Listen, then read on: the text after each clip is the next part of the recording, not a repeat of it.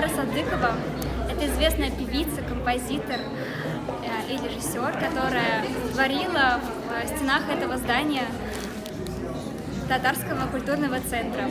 На этой же сцене она выступала в спектаклях, и мы пели ее песни как раз-таки на конкурсе. Я бы очень хотела быть похожа на нее, быть такой же женственной, такой же разносторонней, к чему, собственно, я и стремилась. Күңелгә иң якыны ул Сара Шәкулова. Ул беренче булып чит илдә белем алган татар кызы. Ул Франциядә математика белеменә укыган. Һәм мин бу галим хатын-кыз белән бик сокланам. Үзем дә аның шикелле көчле галим булырга телим.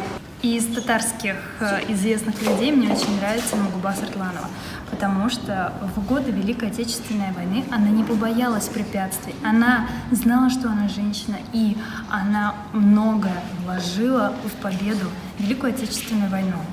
Мин Смирнова Гөлмәрьям булуына карамастан, чын татар кызы һәм мин үземнең халыгымны, үземнең милләтемне бик яратам һәм татар кызы булу белән горурланам.